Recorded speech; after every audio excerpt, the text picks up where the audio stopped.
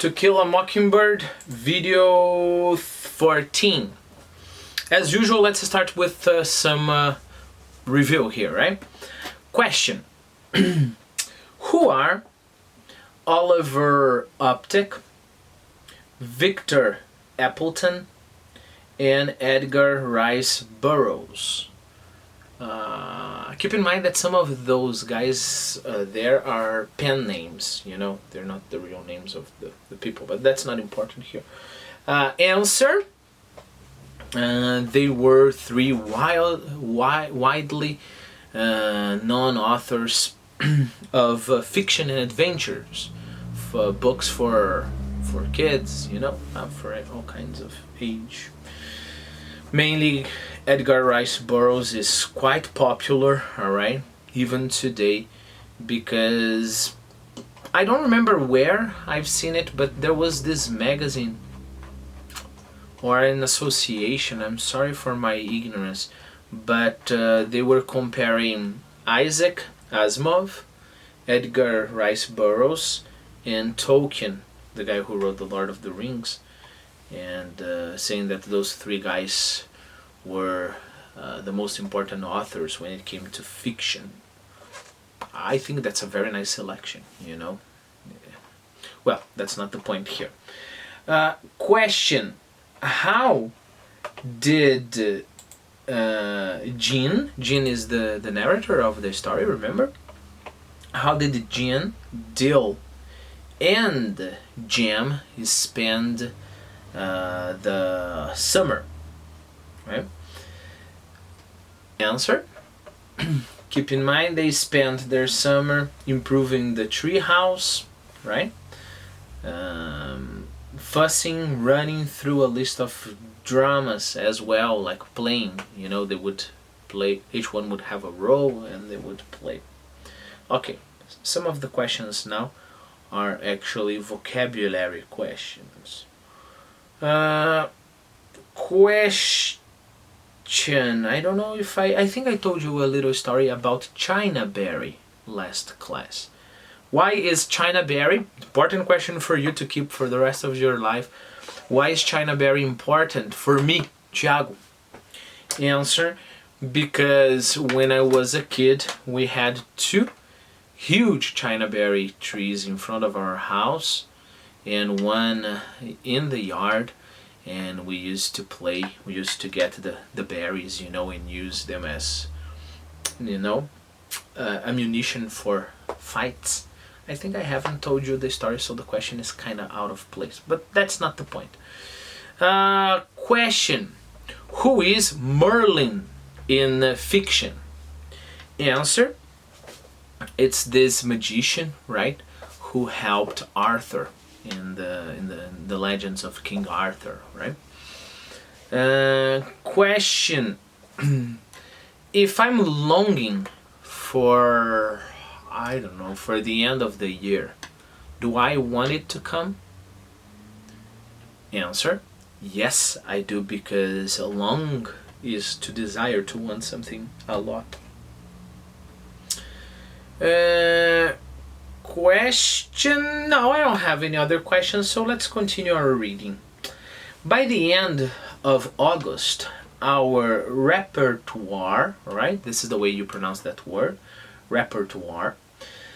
By the end of the August, our repertoire was vapid from countless reproductions, and it was then that Dill gave us the idea of making Boo Radley come out.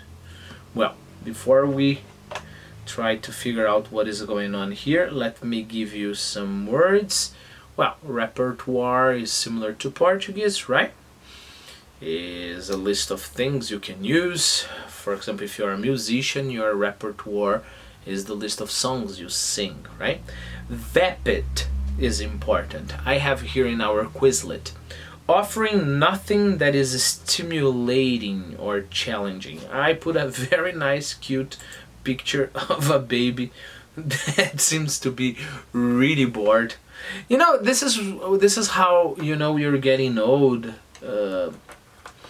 I didn't used to think babies were cute. I mean, they were cute, but I would never stop like now and start laughing at a baby. Or if I see like a toddler on the street, I stop and look and stare, and I feel happy. You know, it's like last week I was walking on the street and I was crossing the street, and then there was this couple with three toddlers, you know, and they were all girls, and they were so happy, like 2 years old, crossing the street, and that made my day happier. And I remember when I was younger, I didn't care about that.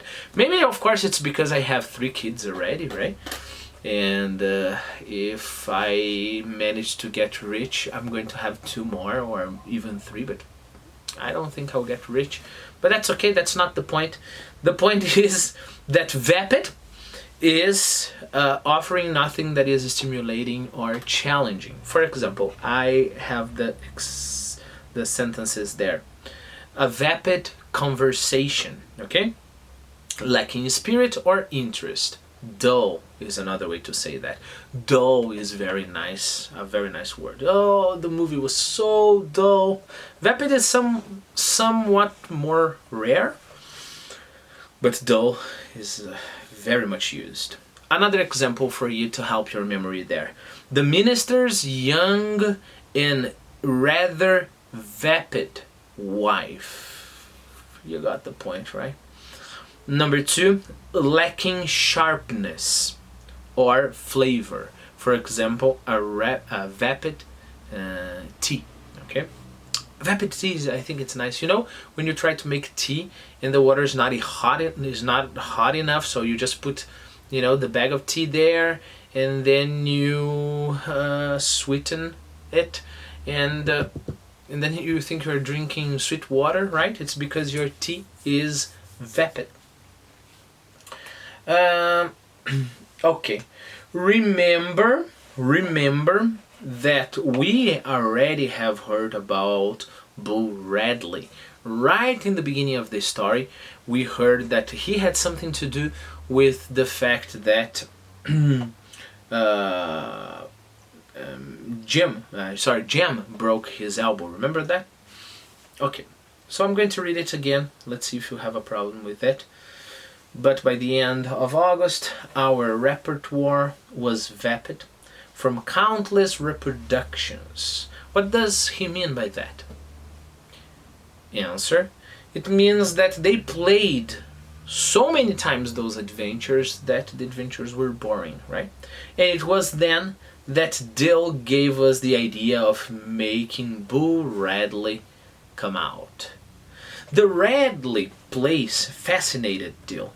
In spite of our warnings and explanations, it drew him as the moon draws water, but drew him no nearer than the light pole on the corner, a safe distance from the Radley gate.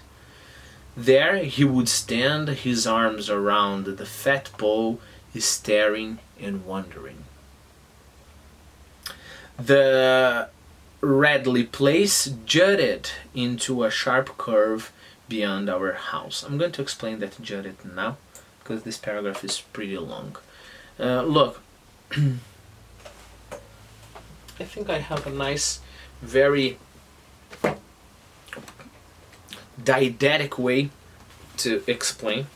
Look, there is a pencil inside of this book, right?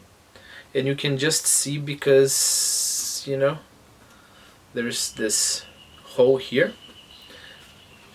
But now the pen, the pencil is jutting out of the book, okay? My pencil is jutting out of the book. Okay, that's nice, jutting out. Now imagine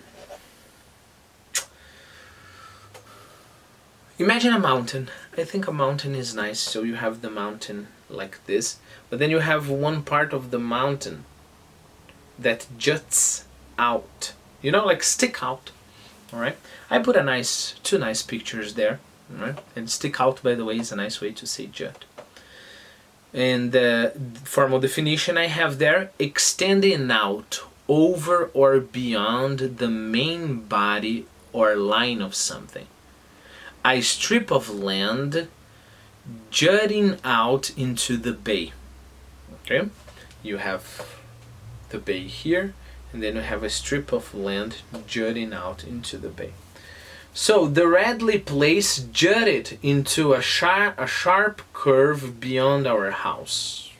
Okay, so you would have the street, and because the corner was there, it was sticking out.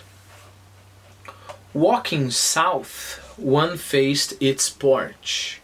The sidewalk turned and ran beside the lot. The house was low, was once white with a deep front porch and green shutters, but had long ago darkened to the color of the slate gray yard around it. I put a nice picture of a slate. A slate is a kind of stone. Apparently, they used in the past, I don't know if I'm correct, but they used in the past to make blackboards. Of course, this is a glass board, right? But blackboards, because we can call a blackboard a slate, you know.